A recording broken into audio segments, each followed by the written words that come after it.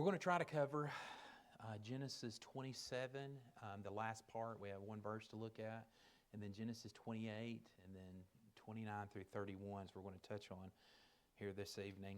But I'll start with this. Philosopher George Santayana called the human family one of nature's masterpieces. Well, if that's true, then many of these masterpieces have become nothing but pieces because they've actually forgot the master. And so within Genesis 27, it describes such a family. We saw this family, the makeup, with Isaac, with Rebekah, and then with Jacob and Esau. And Isaac was a dedicated man. He had seen God work. He had seen that through his father, Abraham. He was a man who had put himself in the altar in obedience to the Lord. He had trusted God to choose him a wife, which we know that beautiful story of Genesis chapter 24, where Abraham sins and is sent to look for him a wife. And we know that the wife God sent him, he loved her, according to what we see in verse number 67 of Genesis 24. And both Isaac and Rebekah, in the early stages of their marriage, knew how to seek after the Lord, how to pray after the Lord and seek the mind of the Lord for their home. And we saw that in Genesis chapter number 25. What more could a married couple want? I mean, it seems like it's really nice. It's all hunky-dory. It looks like a perfect picture of what a home should be. But in spite of these advantages, this family actually self-destructed rather quickly when Isaac becomes old. And this is just touching on a little bit of what we talked about last week. Well, why was that? It's because members of the family substituted scheming for believing so that they could each have their own personal way. Oftentimes we see that in homes today with families. We'll see how that the nucleus of the family will self-destruct. It's if Satan gets into the home some way, somehow, maybe it's through the man, or maybe it's through the woman, or something happens, or the wife, or maybe something happens with the kids and something changes, something abrupt happens. And the nucleus can oftentimes be thrown out of whack. And so you see that it can really cause a lot of issues. And that's what we saw happen within this home. A lot of scheming between, obviously, Isaac in his old age. And then we saw with Rebekah. And then we saw with Jacob and Esau what happened there. The scheming of tricking Isaac into believing that he was Esau. A plan that his mom had created for him to go and try to deceive his own father. Then we know the anger that was created on the behalf of Esau and the anger that he had toward his brother Jacob. But here we come to this last verse here, and this is verse number 46. And this will cover through Genesis 27 through verse number 9, and we'll read those verses if you want to follow along with me. And it says, "And Rebekah said to Isaac, I am weary of my life because of the daughters of Heth. If Jacob take a wife of the daughters of Heth, such as these which are of the daughters of the land, what good shall my life do to me? And Isaac called Jacob and blessed him and charged him and said unto him, Thou shalt not take a wife of the daughters of Canaan. Arise, go to Pandaram, for the house of Bethuel, thy mother's father, and take thee a wife from thence of the daughters of Laban, thy mother's brother. And God Almighty bless thee, and make thee fruitful, and multiply thee, and thou mayest be a multitude of people. And give thee the blessing of Abraham to thee, and to thy seed with thee, that thou mayest inherit the land wherein thou art a stranger, which God gave unto Abraham. And Isaac sent away Jacob, and he went to Pandaram unto Laban, son of Bethuel, the Syrian, the brother of Rebekah, Jacob and Esau's mother. When Esau saw that Isaac had blessed Jacob and sent him away to Pandaram, to take him a wife from thence, and that he blessed him, he gave him a charge, saying, Thou shalt not take a wife of the daughters of Canaan. And that Jacob obeyed his father and his mother, and was gone to Pandaram. And Esau, seeing that the daughters of Canaan pleased not Isaac his father, then went Esau unto Ishmael, and took unto the wives which he had Mahalah, the daughter of Ishmael, Abraham's son, and the sister of Nebajoth, to be his wife. Now, since Esau's two heathen wives that we see back in Genesis 26 were an aggravation in the home, Rebekah used this excuse to discuss Jacob's future with her husband. Now that Jacob had the covenant blessing, it was important that he marry, obviously, the right woman and not one of the pagans in Canaan. And so this is what is being addressed here.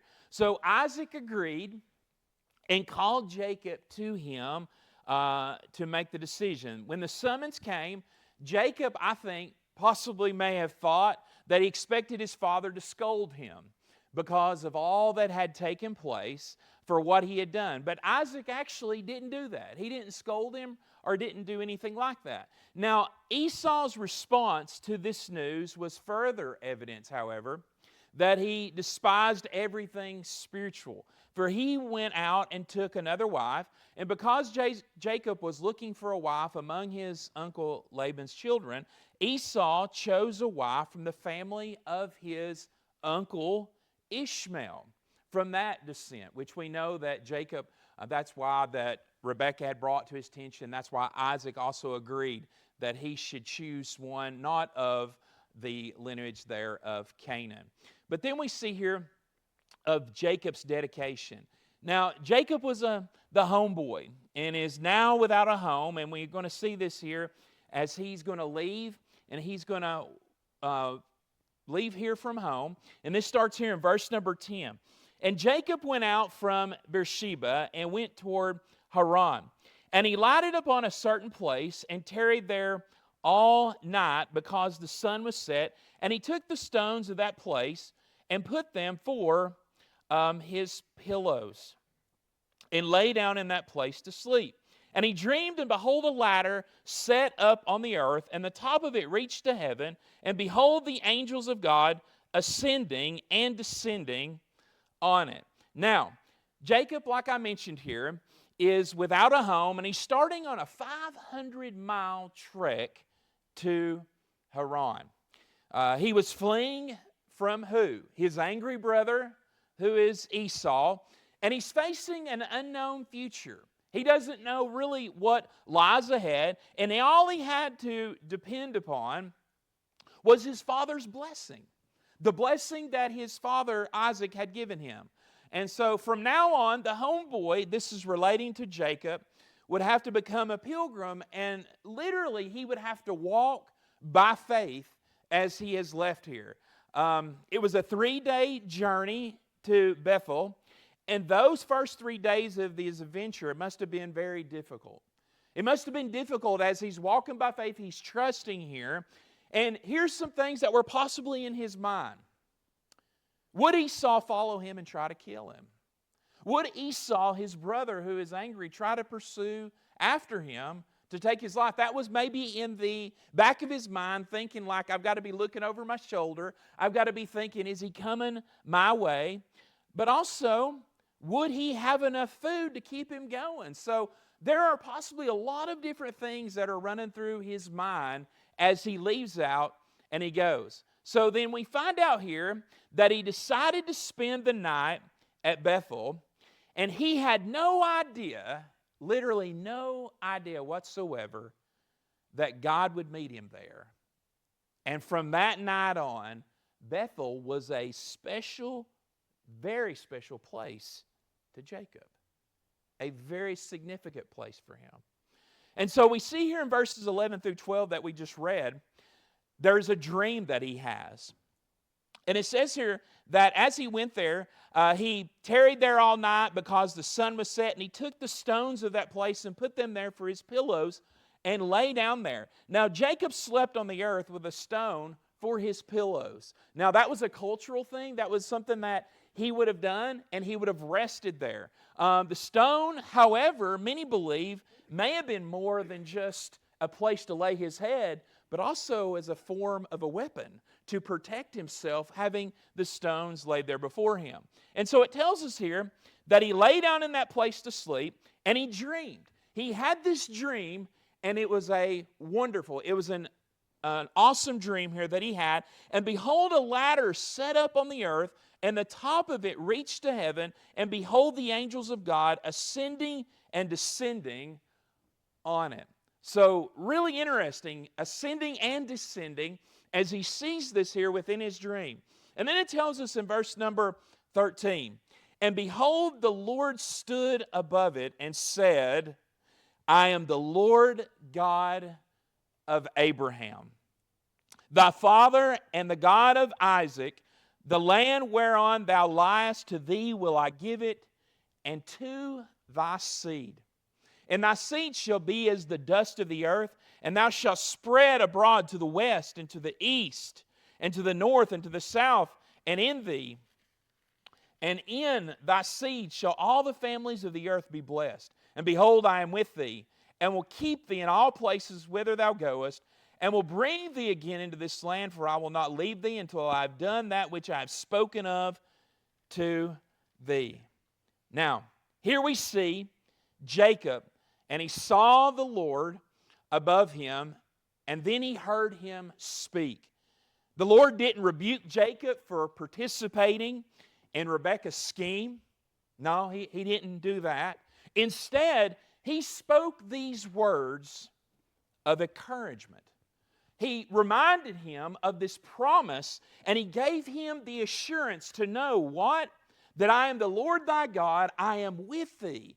It was a step of saying, listen, I am with you, and this where you're at, this is what has been promised to you.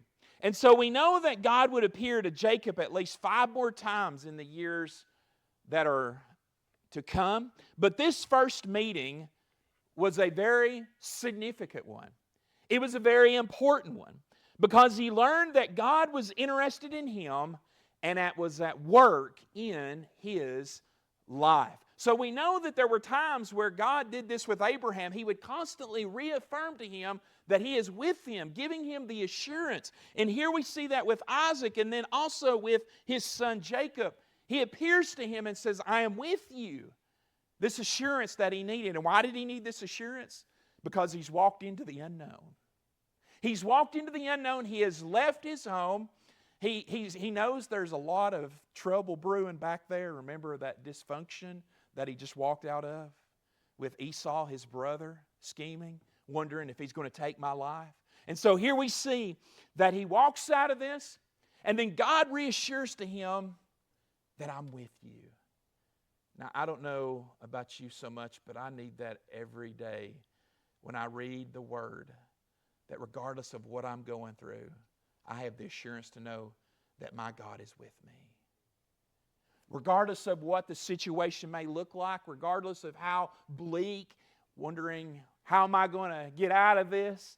God is there. And so this was a significant declaration. And remember, God often would speak through dreams. We've seen this a couple different times throughout Scripture. But here we see that he dreams this, and God speaks to him through this dream. But also, it is a significant decision. Look what it says here in verse number 16. And Jacob awaked out of his sleep. Now, I've often read this before, and I've thought, you ever had a dream before and you woke up and you're like, man, I can remember everything about that dream. Well, I did one night, and I don't know what it was, but I something with the kids, and I looked over real quick just to make certain they were there. And I was like, because it was just so real. It was so vivid to me of something that had happened here. But we find out here in this verse, and Jacob awaked out of his sleep, and he said, surely the Lord is in this place, and I knew not. And look what it says here in verse 17. And he was afraid and said, how dreadful is this place? This is none other but the house of God, and this is the gate of heaven. And Jacob rose up early in the morning and took the stone that he had put for his pillows and set it up for a pillar and poured oil upon the top of it. And he called the name of that place Bethel, But the name of that city was called Luz at the first. And Jacob vowed a vow, saying, if God be with me and will keep me in this way that I go, and will keep me bread to eat and raiment to put on, so that I come again to my father's house in peace, then shall the Lord be my God. And this stone which I have set for a pillar shall be God's house, and of all that thou shalt give me, I will surely give the tenth unto thee. So upon waking, Jacob's first response was that of one of fear and surprise, because God was in this place. But like I said, Jacob had not realized that. But then we see that after he had awoke, he did something pretty interesting. His next act was to worship God who had appeared to him in this dream. So he turned the headpiece into a pillar to memorialize the great experience that had been his night, and by pouring oil on the stone, he consecrated this to the Lord. But most importantly, Jacob dedicated himself to the Lord that morning and claimed the promises that God had made to him. The promises that he had made, he was claiming these promises. And we know that life isn't easy, and what life does to us depends a great deal on what life finds in us. But Jacob could have easily left his family problems behind, but he had to take along the biggest problem, which was himself. So during the next 20 years, Jacob would experience many painful trials. And we're getting ready to talk about this in Laban's household. But in the end, he would become God's man to accomplish God's will as we look at him. And that's something that we can learn about Jacob. Yeah, Jacob started out, wasn't too good, scheming, but God had chosen him to be the one that would carry on the lineage here with the family. And we know that as God worked through him, there was a lot of painful things, bumps in the roads. He even, the schemer, the one that was the schemer and trying to trick others, he had his own father-in-law, we're getting ready to talk about, that tricked him. And so he went through a lot. But at the end of the day, God used him in a great way. So let's look here at Genesis 29. And this is talking about a unique story about marriage. Now, Jesus made it clear that not everybody is supposed to get married. And he mentions this in Matthew chapter number 19. But with Jacob, marriage actually wasn't an option. It was an obligation.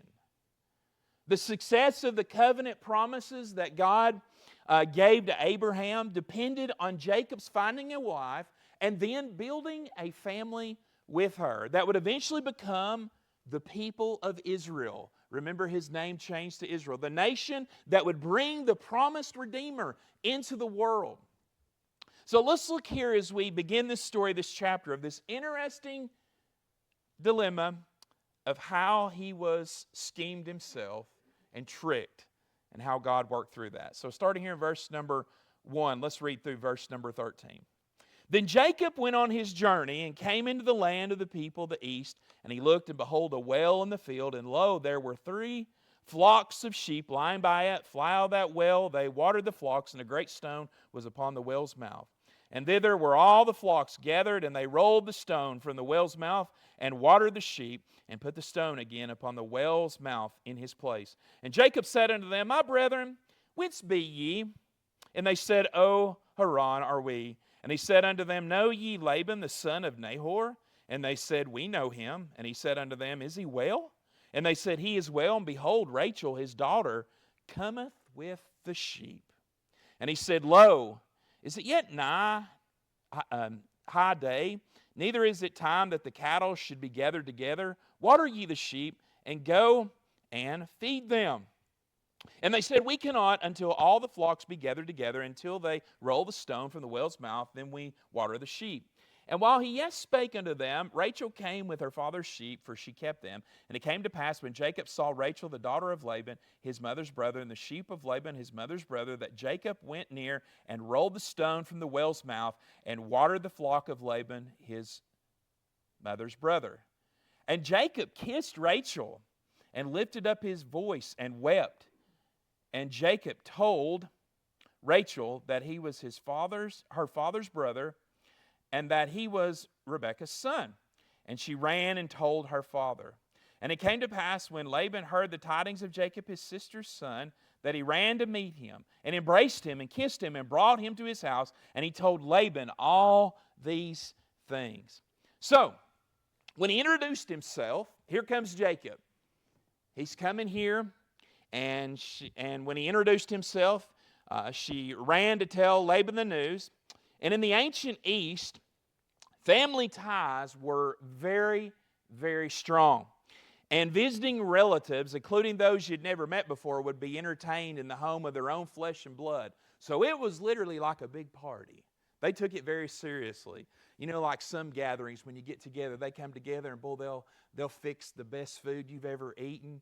And if you leave and you're hungry, it's your own fault when you've come to an occasion. But it was a big deal. It was just a very important time because family ties were so knit here. So we see these circumstances here, and Jacob has met Rachel. And I've often read this passage before too, talking about how he rolled the stone away. And it's almost like an impressive thing, sort of like trying to impress. And then it tells us here in this passage that when he kissed Rachel and lifted up his voice and wept, he was just bewildered, I guess I should say, a good word to use, by Rachel. Because as we know later on, we'll find out that he is married her sister as well. But his heart was for Rachel. He loved Rachel. And so we see that significance here. But let's look at the agreement. And Laban said to him, "Surely thou art my bone and my flesh." And he abode with him the space of a month. And then Laban said unto Jacob, "Because thou art my brother, shouldest thou therefore serve me for naught? Tell me, what shall thy wages be?" So you're coming here, you should serve me. How should I pay you? How should we take care of this? And Laban had 2 daughters. The name of the elder was Leah, and the name of the younger was Rachel. Leah was tender-eyed, but Rachel was beautiful and well-favored. And Jacob loved Rachel and said, "I will serve thee 7 years for Rachel, thy younger daughter." And Laban said, "It is better that I give her to thee than that I should give her to another man. Abide with me." And Jacob served 7 years for Rachel, and they seemed unto him but a few days for the love he had to her. I've always taken that as well to say that when you're doing something that you love to do, time will just fly by. If you despise it, you'll hate every minute of it. Sort of like sometimes when I know when I was younger, my dad told me to go out and do a couple things. If I didn't want to do it, I hated every minute. I was always looking at my watch saying, when is the next time where I can stop this? When can I do whatever I need to do? But he was doing something that he loves. And I've also equated that to the service of the Lord, that if you really love the Lord, you'll love serving Him. You will love serving Him with whatever capacity that it may be.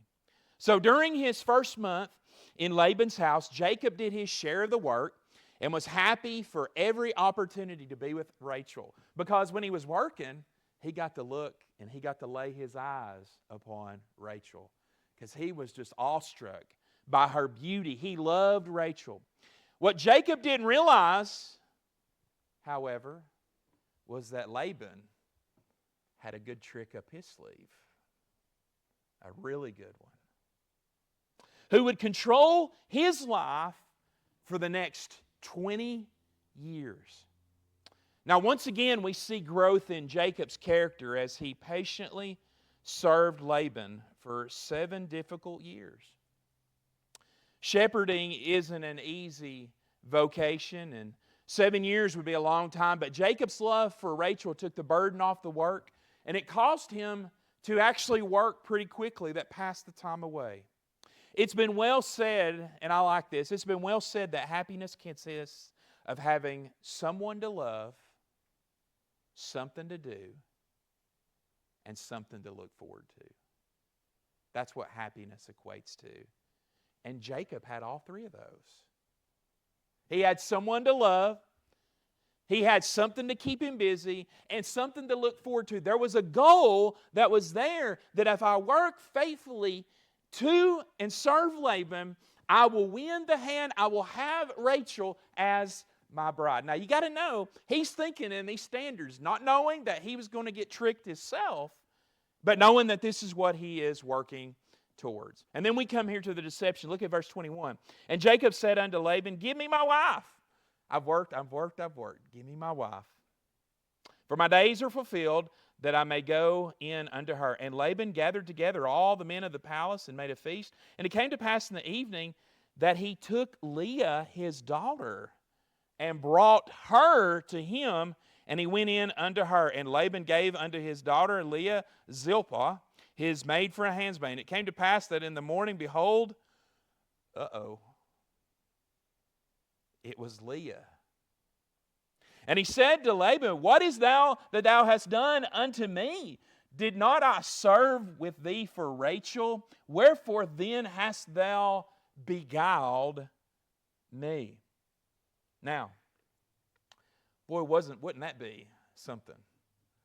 To think that you have someone, and now here's something else we have to think about.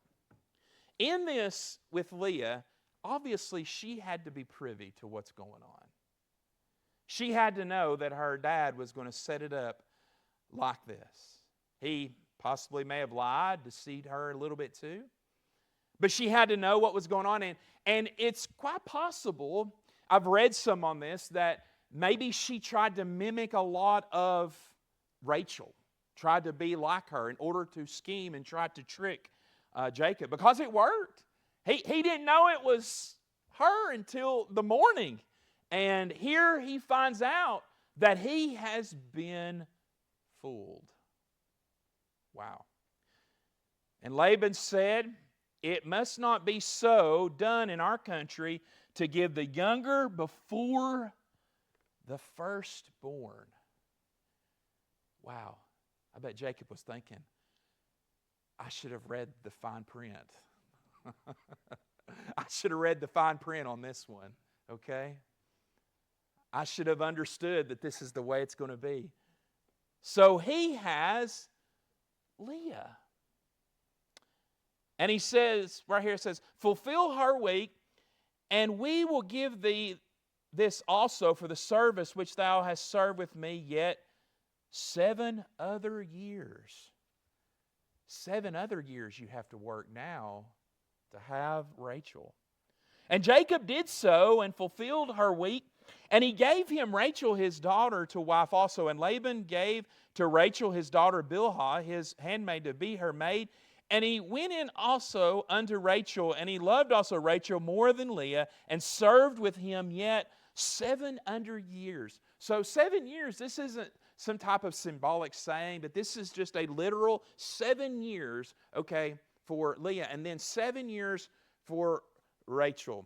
And so you have to know that was an interesting dialogue during those period of years, because when he went to work, he was thinking, why did you deceive me like that? Why did you do this? But this was deception.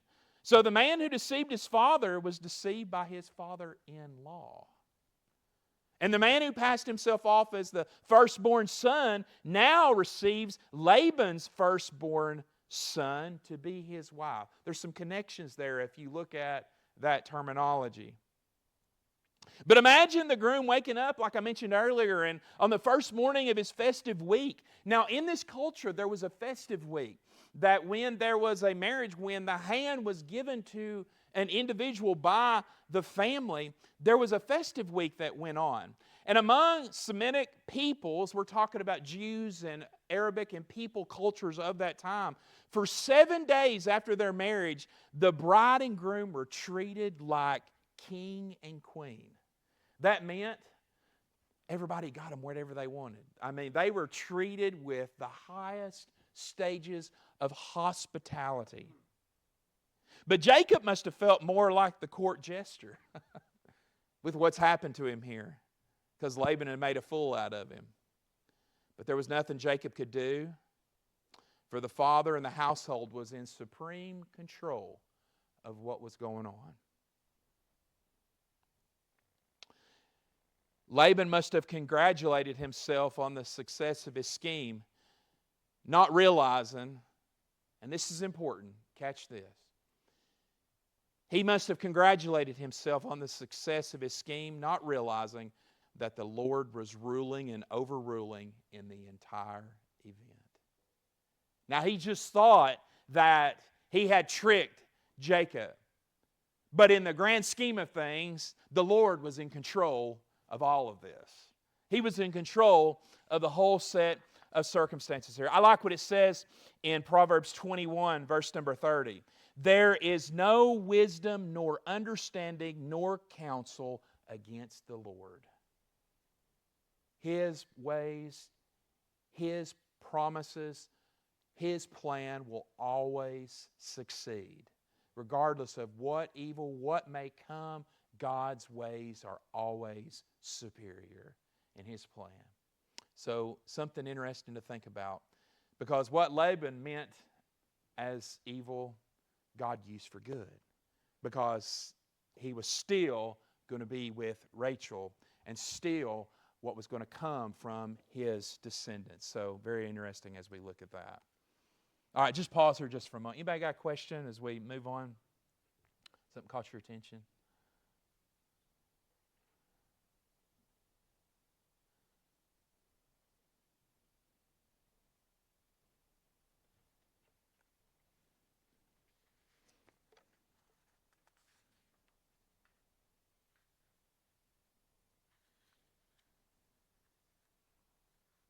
All right, let's move on here.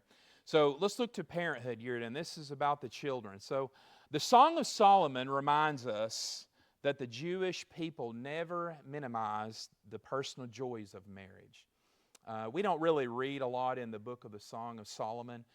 It's literally a letter that was written from Solomon to one of his brides.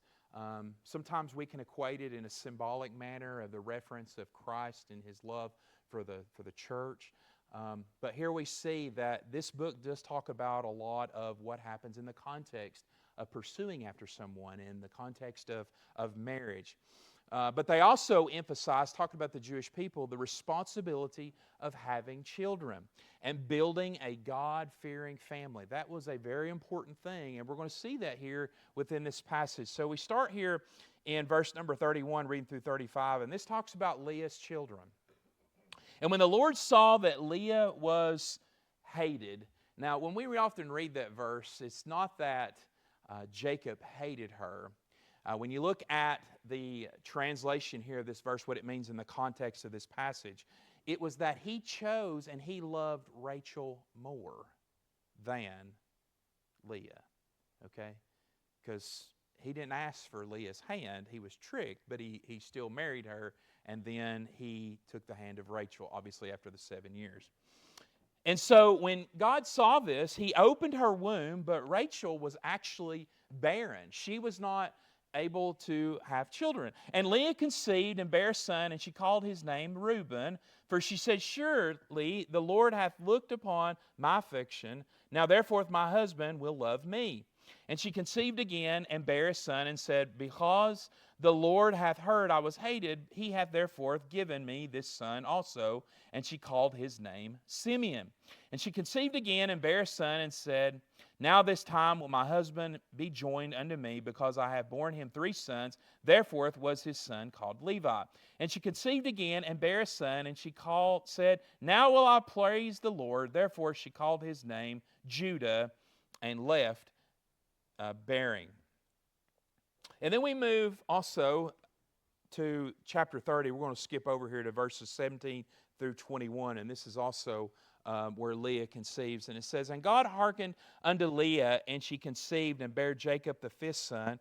And Leah said, God hath given me my hire, because I have given my maiden to my husband. And she called his name Ishkar.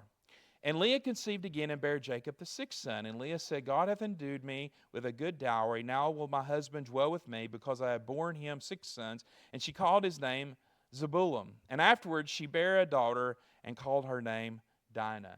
Now, when I was younger, I read this, and maybe as a middle schooler, high schooler, and I always thought that when she was having more children with him, that one day he'll eventually like me.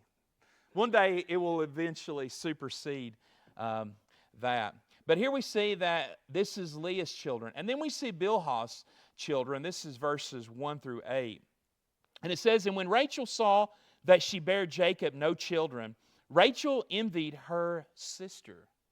When she was not able to give children to her husband that loved her, she envied that and said unto Jacob, Give me children, or else I die. And Jacob's anger was kindled against Rachel, and he said, Am I in God's stead? Who hath withheld from thee the fruit of the womb?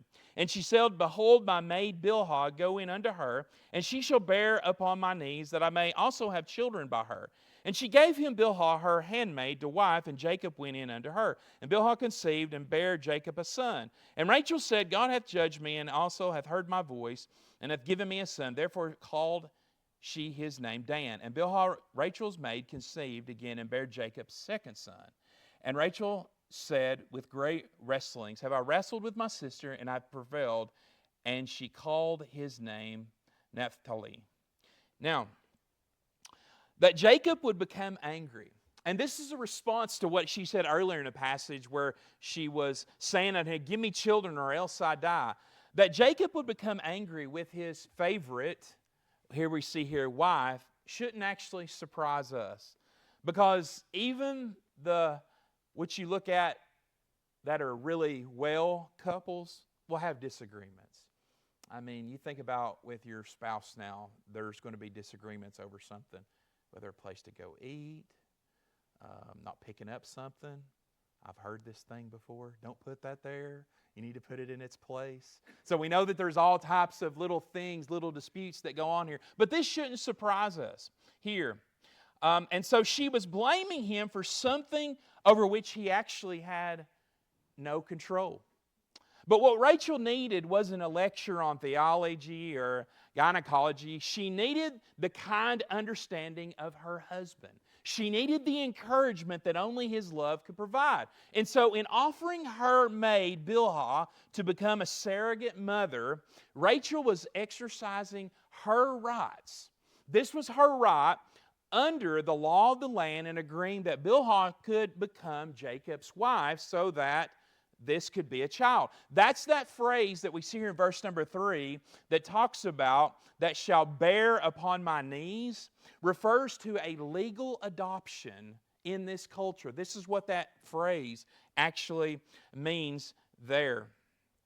And so this was a legal adoption of any children begotten by Jacob and born by Bilhah. So this was an adoption process, and that was her legal right to do that.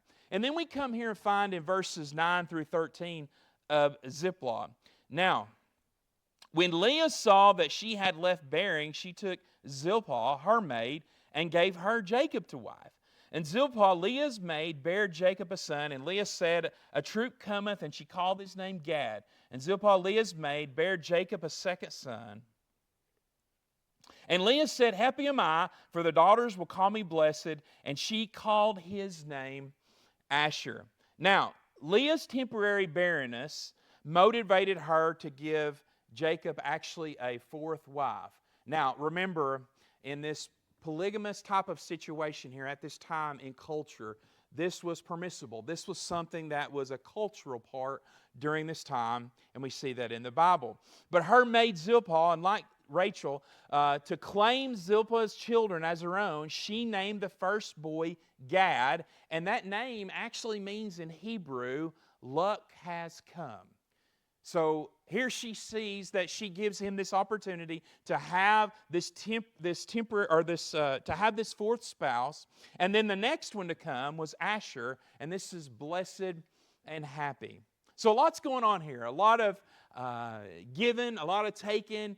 There's some envy there on the behalf of Rachel, seeing that her daughter could give birth, and then that she couldn't. And then we see coming down to verse number 22, and I like this, because you know that Rachel desired to have her own children. If you've ever known of a couple that have tried to have children before and they haven't, and the day comes where they can, they rejoice. They're just so thankful that God has allowed them. And it could be a period of time where this has happened. But it says here, and God remembered Rachel. I always like that in the Bible where it references that, because God hasn't forgotten you and He hasn't forgotten me. Even in a situation where it looks dire, He still remembers us. And that's really neat. And God hearkened to her and opened her womb. And she conceived and bare a son, and said, God hath taken away my reproach. And she called his name Joseph, and said, the Lord shall add to me another son. And we know the story of Joseph, right? Interesting there. All right, let's come to this last part here. And we're going to read down to the vocation, establishing your livelihood. So let's read verses 25.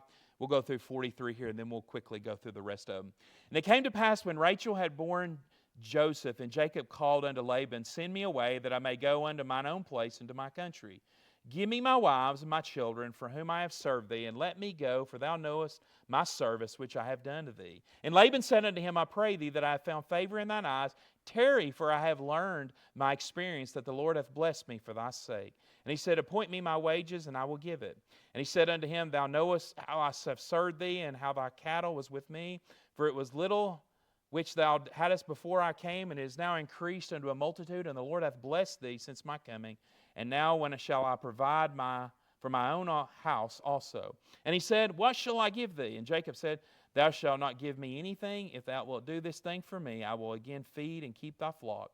I will pass through all the flock today, removing from thence all the speckled and spotted calf, and all the brown cattle among the sheep, and the spotted and speckled among the goats, and of such shall be my hire. So shall my righteousness answer for me in time to come, when it shall come for my hire. Thy face, every one that is not speckled and spotted among the goats, and brown among the sheep, and shall be counted stolen with me. And Laban said, behold, I would it might be according to thy word. And he removed that day the he-goats that were ring-straked and spotted, and all the she-goats that were speckled and spotted, and every one that some white in it, and all the brown among the sheep, and gave them into the hand of his sons. And he set 3 days' journey betwixt himself and Jacob. And Jacob fed the rest of Laban's flocks. And Jacob took him rods of green poplar, and of the hazel and chestnut tree, and peeled white strakes in them, and made the white appear which was in the rods. And he set the rods which he had peeled before the flocks in the gutters and the watering which the flocks came to drink, and they shall conceive when they came to drink, and the flocks conceived before the rods, and brought forth cattle ring-straked, speckled and spotted. And Jacob did separate the lambs and the faces of the flocks toward the ring-straked, and the brown and the flock of Laban, and he put his own flocks by themselves, and put them not unto Laban's cattle. And it came to pass, whensoever the stronger cattle did conceive, that Jacob laid the rods before the eyes of the cattle in the gutters, that they might conceive among the rods. And when the cattle were feeble, he put them not in, so the feebler were Laban's, and the stronger Jacob's. And the man increased exceedingly, and had much cattle, and maidservants, and men servants, and camels, and asses. So what we see here is Laban is prospering. Laban has benefited a lot from Jacob being there. And you know what Laban's thinking in the back of his mind? I can't let him go. You know, when you got a good thing, you want to keep it. And that's what he thought to himself about Jacob. So the time had come. Jacob, for him to leave. He now had 11 sons, 1 daughter, 7, and he had more than fulfilled his part of the bargain. He had earned the right to freedom. It was time to stop working for Laban and start building his own future security. And this is what he mentioned to Laban. He said, I'd like to branch out on my own. I've worked for you. I've done what I'm supposed to do. I'm wanting to branch out. But crafty Laban wasn't about to let him go. He said, I'm keeping my son-in-law. I want him to work. And he knew that Jacob's presence had brought him the blessing of God. And so we see this here in this last part, and then we'll be done.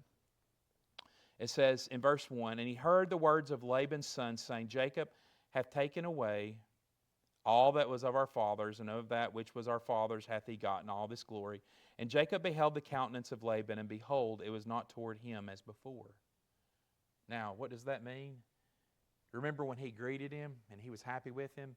Well, that tune's changed. All right. You ever had the experience with the in-laws before? Everything's hunky-dory and then something happens and it's like sometimes we get on each other's nerves. You ever had those experiences before? So this is how the countenance has started to alter, a little change in here. And the Lord said unto Jacob, return unto the land of thy fathers and to thy kindred, and I will be with thee. The Lord tells him instructions. He says, go back, all right? And the Lord said unto Jacob, return to thy land, and I will be with thee. And Jacob sent and called Rachel and Leah to the field unto his flock. He's like, all right, it's time to go. We're leaving out. And said unto them, I see your father's countenance, that is not toward me as before, but the God of my father hath been with me. So God had revealed to him, like it said earlier, to leave and to go back. He knew that Laban's countenance to him wasn't the same. And you know that with all my power I have served your father. You know what he's doing here? He's just telling them, he's just recollecting the facts of saying, you've seen me work. The proof is in, you heard the saying, the proof is in the pudding. He said, you have seen me work. You have seen the evidence. You've seen me do what I have told your father I have done. And your father hath deceived me and changed my wages 10 times, but God suffered him not to hurt me. If he said thus, the speckled shall be thy wages, then all the cattle bear speckled. And if he said thus, thy ringstrakes shall be thy hire, then bear all the cattle ringstrake. Thus God hath taken away the cattle of your father and given them to me. And it came to pass at the time that the cattle conceived, that I lifted up my eyes and saw in a dream, and behold, the rams which leaped unto the cattle were ringstraked, speckled, and grizzled. And the angel of God spake unto me in a dream, saying, Jacob. And I said, Here am I. And he said, Lift up now thine eyes and see all the rams which leap upon the cattle are ringstraked, speckled, and gristled. For I have seen all that Laban doeth unto thee. I am the God of Bethel, where thou anointest a pillar, and where thou vowest a vow unto me. And now arise, get thee from out of the land, and return unto the land of thy kindred. And Rachel and Leah answered and said unto him, Is there any yet portion or inheritance for us in our father's house? Are we not counted of him strangers? For he hath sold us, and hath devoured also our money. For all the riches which God had taken from our father, that is ours, and our children is now in, whatsoever God hath said unto thee, do. Then Jacob rose up and set his sons and wives upon camels. And he carried all of his cattle and all his goods which he had gotten, the cattle of the getting, which he had begotten in Pandaram, for to Isaac his father in the land of Canaan. And Laban went to shear his sheep, and Rachel had stolen the images that were her father's. And Jacob stole away unawares to Laban the Syrian, and that he told him not that he fled. So he fled with all that he had, and he rose up and passed over the mountain and set his face toward the mount of Gilead. So basically what it said is this: shh, let's leave. Let's get out of here. So what they did is they gathered everything up. Laban's unaware, and they leave. And so we know what's coming. Laban isn't happy that they have left him. So we see here in verse 22, and it was told Laban on the third day that Jacob was fled. And he took his brethren with him and pursued after him 7 days' journey, and they overtook him in the mount of Gilead. And God came to Laban the Syrian in a dream by night and said unto him, Take heed that thou speak not to Jacob either good or bad. Then Laban overtook Jacob. Now Jacob had pitched his tent in the mount, and Laban with his brethren pitched in the mount of Gilead. And Laban said to Jacob, What hast thou done that thou hast stolen away unawares to me, and carried away my daughters as captives taken with the sword? He's telling Jacob, he said, What are you thinking? You left. You've taken my daughters here. Wherefore didst thou flee away and steal away from me, and not tell me that I might have sent thee away with mirth and with songs, with tabret and with harp, and hast not suffered me to kiss my sons and my daughters? Thou hast now done foolish in doing so. It is in the power of my hand to do to you hurt, but the God of your fathers spake unto me yesterday night, saying, Take thou heed that thou speak not to Jacob either good or bad. And now though thou wouldest needs to be gone, because thou sore longest after thy father's house, yet wherefore hast thou stolen my gods? And Jacob answered and said to Laban, Because I was afraid, for I said, Peradventure thou wouldest take by force thy daughters from me. So we see this fear here, and we know that this is something that his grandfather and his father struggled with a little bit as well. With whomsoever thou findest thy gods, let him not live. Therefore, by our brethren, discern thou what is thine with me, and take it to thee, for Jacob knew not that Rachel had stolen them. And Laban went into Jacob's tent, and into Leah's tent, and into the two maidservants' tents, and he found them not. Then went into Leah's tent, and entered into Rachel's tent. Now Rachel had taken the images, and put them in the camel's furniture, and sat upon them. And Laban searched all the tent, and found them not. And she said to her father, Let it not displease my lord, that I cannot rise up before thee, for the custom of women is upon me. And he searched, but found not the images. And so we see here this first part, the escape. How did the Lord tell Jacob that it was time to leave? Yes, He spoke to him. And so, how does the Lord tell people today about what to do? Well, the inner witness, through the Word of God. He speaks to us through His truth. And that's how He knew that he was to leave. But instead of facing Laban honestly, just from what we've read as we've paused here in verse number 35, instead of facing him face to face, Jacob fled like a criminal, escaping justice. Like I said, he sort of got a little bit of his dad and his grandfather in him. But then we see this confrontation that takes place, reading down through verse 42. And Jacob was wroth and chode with Laban, and Jacob answered and said to Laban, What is my trespass? What is my sin that thou hast so hotly pursued after me? Whereas thou hast searched all my stuff, wast thou found of all the household stuff, see it here before my brethren and my brethren, that they may judge betwixt us both. This 20 years have I been with thee, and ewes and thy she-goats have not cast their young, and the rams of thy flock have I eaten. That which was torn of beast I brought not unto thee. I bear the loss of it of my hand. Didst thou require it, whether stolen by day or but stolen by night? Thus I was in the day, thy drought consumed me, and the frost by night, and my sleep departed from mine eyes. Thus have I been 20 years in thy house. I served thee 14 years for thy 2 daughters, and 6 years for thy cattle. And thou hast changed my wages 10 times. Except the God of my father, the God of Abraham, and the fear of Isaac had been with me, surely thou hast sent me away now empty. God has seen mine affliction and the labor of my hands, and rebuked thee yesterday night.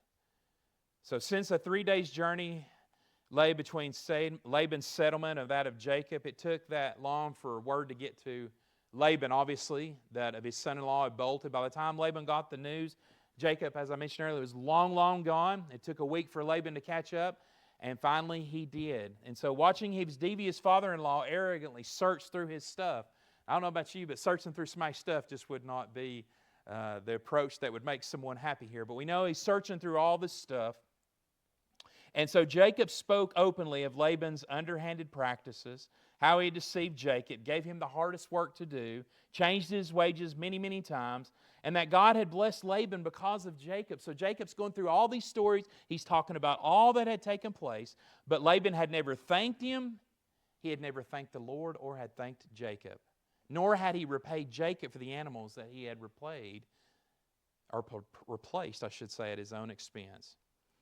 But the most important part of Jacob's speech was the way he gave honor to God. Look this verse right here, this verse 42, and then we'll read these last and we'll be done here. I like this verse, and this is an important part of his speech as he's talking to Laban. He says, Except the God of my father, the God of Abraham and the fear of Isaac, had been with me, surely thou hast sent me away now empty. God has seen mine affliction and the labor of my hands, and rebuked thee yesterday night. What this is saying here is that he knows that God's going to take care of him. And he knows, and this is important for his speech. But then he calls here to a truth, and this is the last part. And Laban answered and said unto Jacob, These daughters are my daughters, and these children are my children, and these cattle are my cattle, and all that thou seest is mine. And what can I do this day unto these my daughters, or unto their children, which are the before, or which they have borne? Now therefore come thee, let us make a covenant, I and thou, and let it be for a witness between me and thee. And Jacob took a stone and set it up for a pillar. And Jacob said unto his brethren, Gather stones. And they took stones and made a heap, and did eat there upon the heap.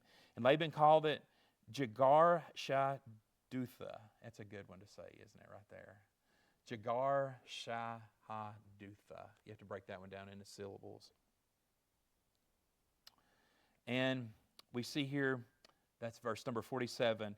And Laban said, This heap is a witness between me and thee this day. Therefore was the name of a place called Gilead. And Mizpah, for he said, The Lord watch between me and thee when we are absent one from another. If thou shalt afflict my daughters, or if thou take otherwise besides my daughters, no man is with us. See, God is witness betwixt me and thee. And Laban said to Jacob, Behold this heap, and behold this pillar, which I have cast betwixt me and thee. This heap is to be a witness, and this pillar is to be a witness, that I will pass over this heap to thee, and thou shalt not pass over this heap unto this pillar unto me for harm. The God of Abraham and the God of Nahor, the God of their father, judge between us. And Jacob sware by the fear of his father Isaac. Then Jacob offered sacrifice in the mountain, called his brethren to eat bread. And they did eat bread and tarried all day and the night. And early in the morning Laban rose up and kissed his sons and his daughters and blessed them. And Laban departed and returned into his place. So God's warning in the dream and Jacob's forceful defense told Laban that he was beaten.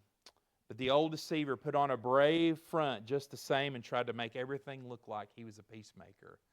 And in the end, we see that there was this truth, and he went his direction.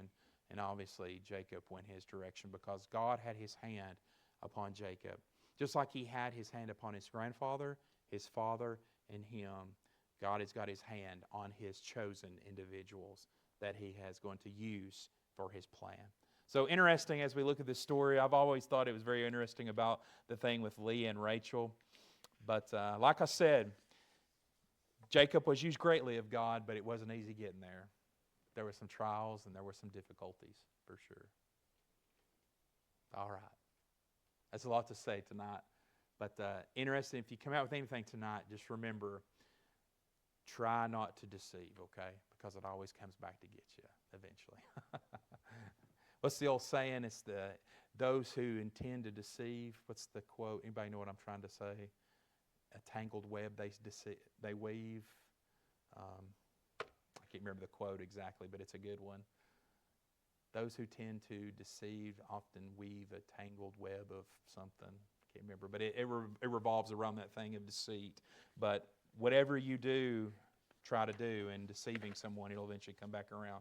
And Jacob learned that the hard way. He was deceived himself, so something to think. All right, well, thank you all. Let's go ahead and stand tonight. We'll pray. We went over a few minutes, but that's okay. Father, we thank you for this privilege to be here this evening. Thank you for the opportunity just to read your word. I enjoy just reading and hearing it myself as you speak through your word and see these truths coming from a passage of Scripture where we see evidence of how that you use your men and see these important narratives of how all this played out and how you were in your providential plan and how in your sovereignty you were working all things according to your plan. Even when it looked awful and looked like it was bad, you're still working your plan out according to what is supposed to be.